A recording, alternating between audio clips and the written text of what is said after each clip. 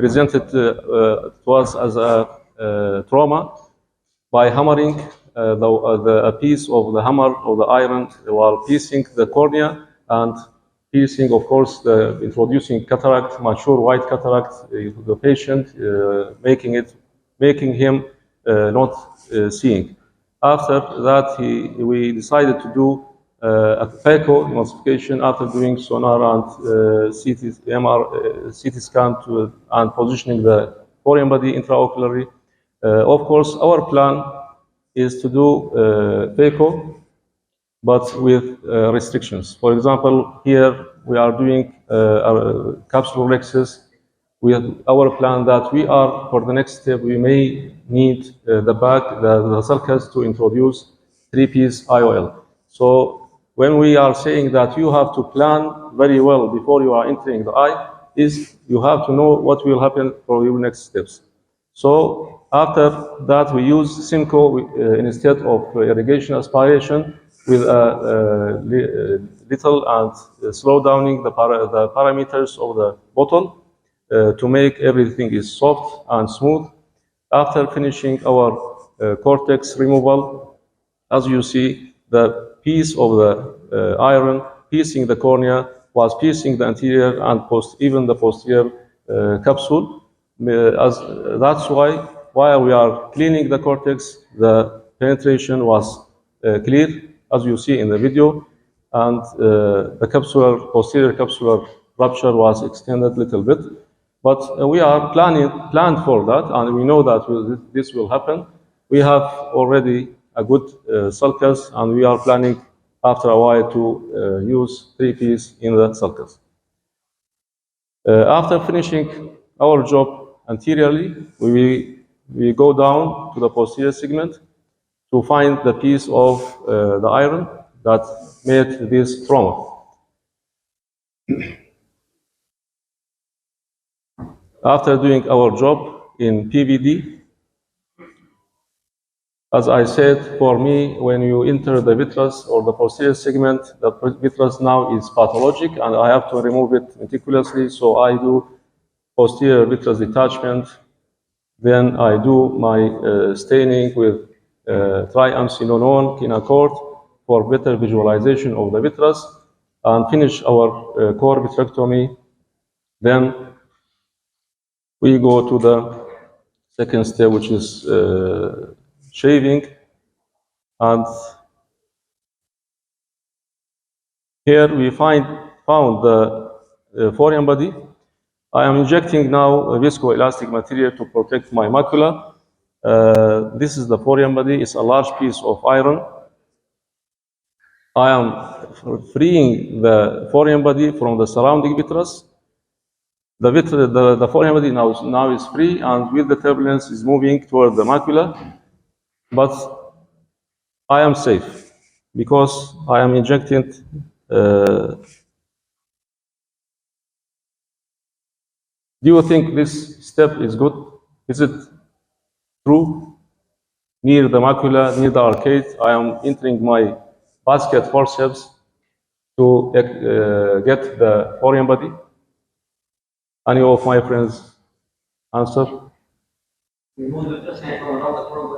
I mean, I am now very near to the macula. I am removing the foreign body by the basket. Okay, even. I did that, but even this is also dangerous.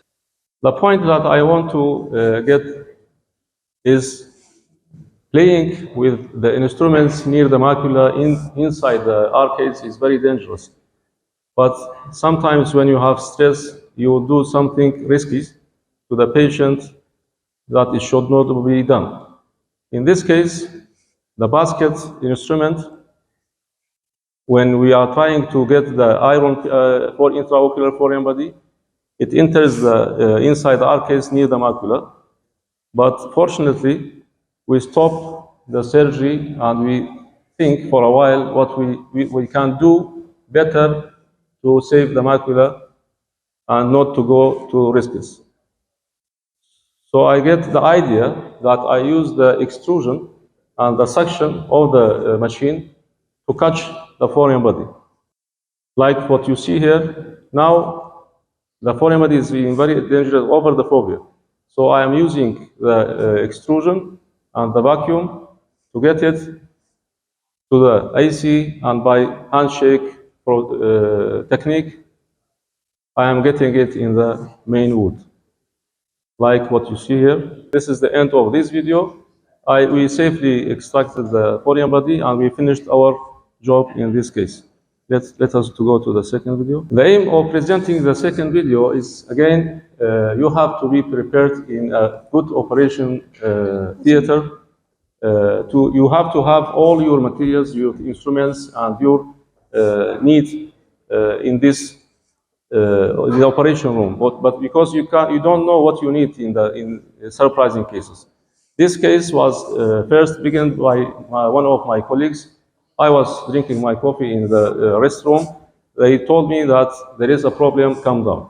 So we go and see that there was no very good pre-operative assessment for the case. They didn't see that there was a zonal dialysis in this case, this patient. When I came, I asked for the capsular retractor.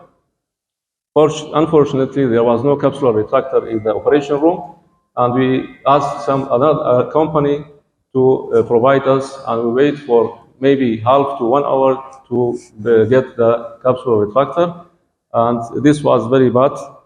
That's why we have to have prepared with our weapons and instruments and all surprises that you can face in the operation room. After we finished the cataract extraction, because the procedure should be done very slowly, the procedure should be done very patiently and not look to the clocks to count hours or minutes. You have, okay, this is already finished. After that, we use the capsular tension ring to support the other side of the back. This is the capsular tension ring. You can easily use this material, and it's very beneficial in these cases. Slowly, you enter the first tip and then go on to enter the other one. Fix it in the back. You have to be sure that the two tips are in the back, because if it's the other tip, the last one, sometimes you get out of the back, and the function of the capsular ring not will be good. Implanting our IOL and finishing our surgery by extracting the capsular tension ring, and thank you very much.